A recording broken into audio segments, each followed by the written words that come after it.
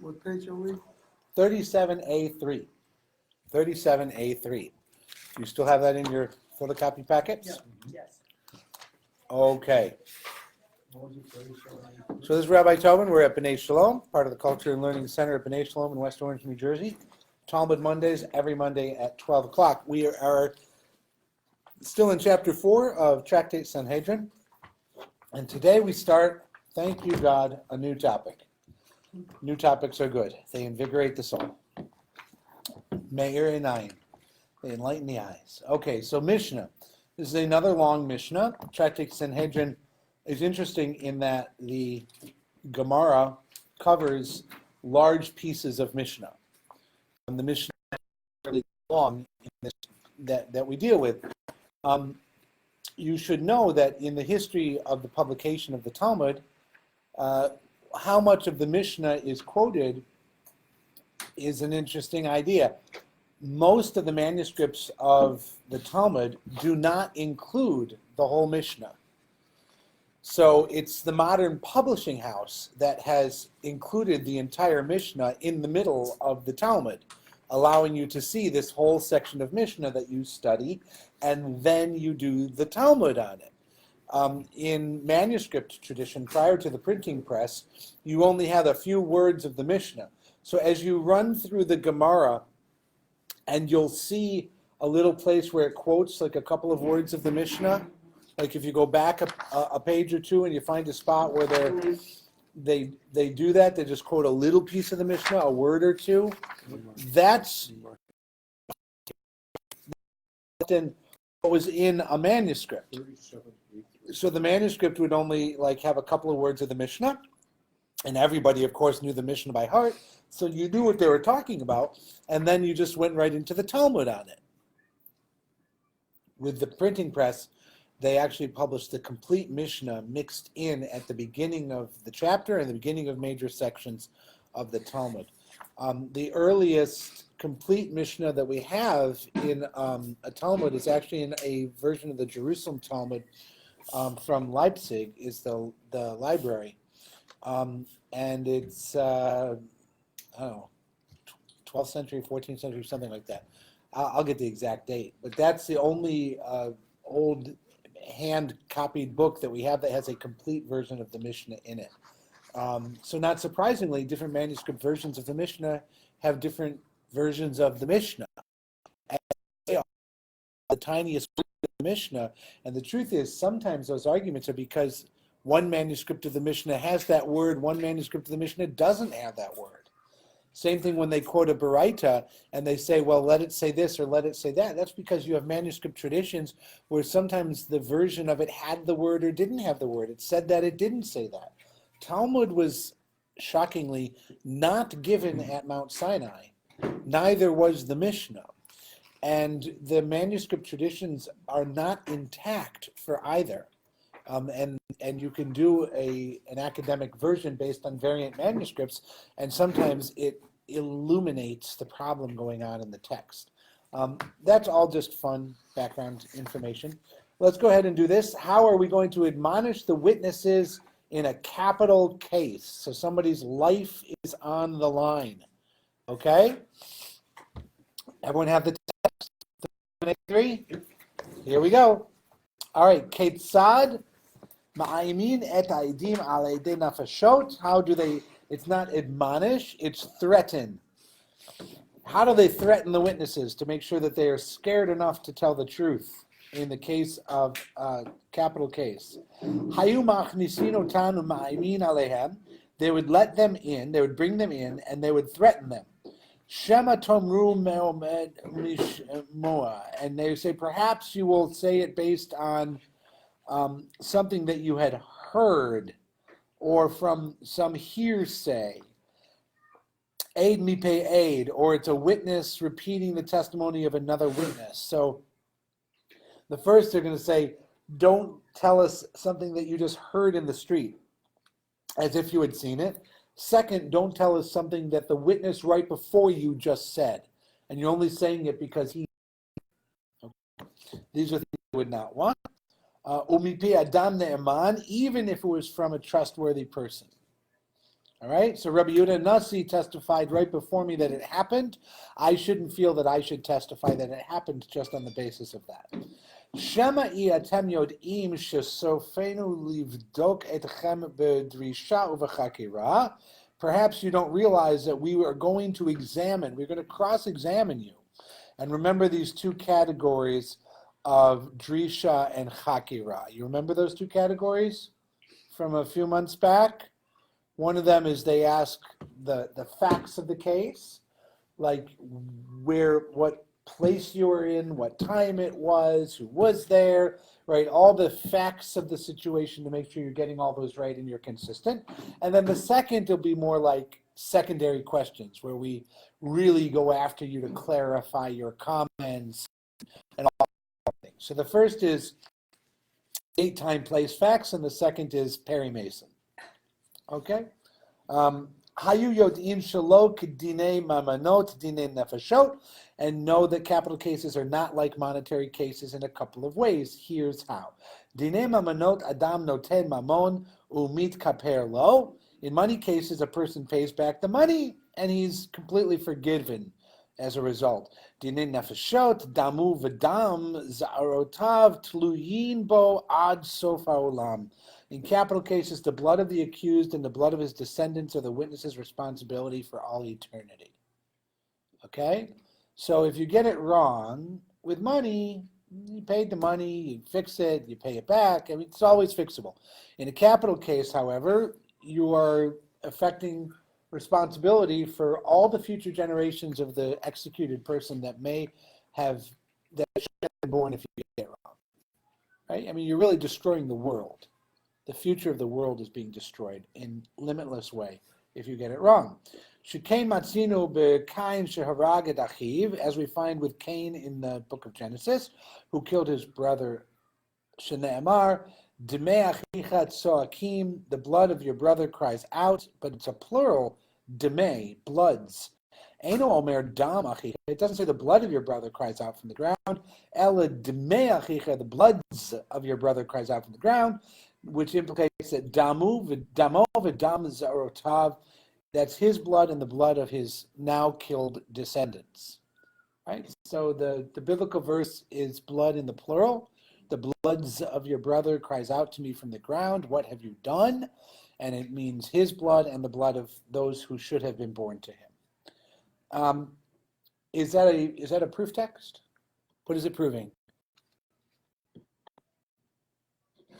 Absolutely nothing.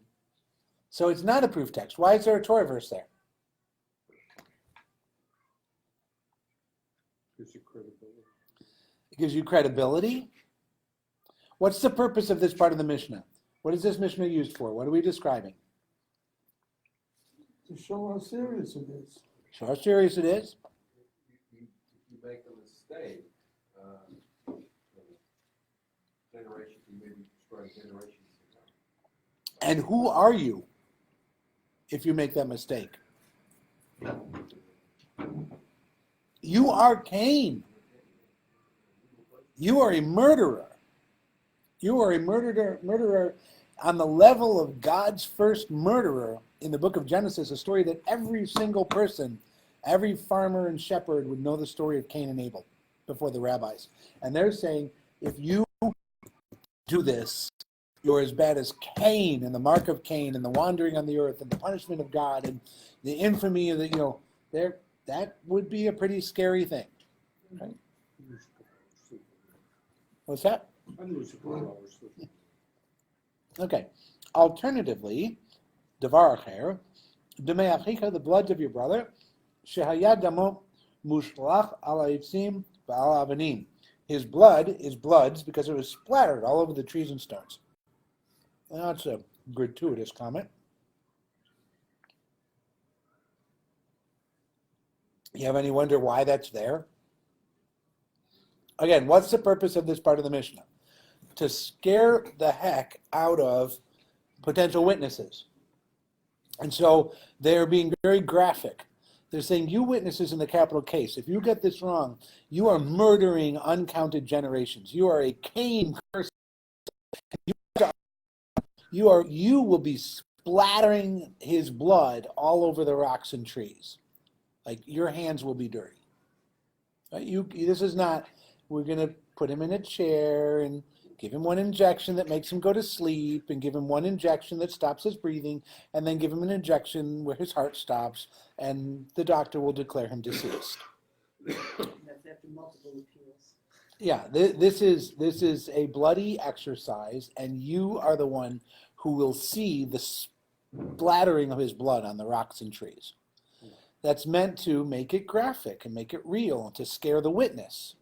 Okay? So the Devar Acher, maybe both of these would have been said to the potential witness. Now, the Mishnah goes back. According to this editor, the Mishnah now resumes its narrative of admonishment, but I don't think it has to be read that way. I think the interpretations might also have been told to the witnesses.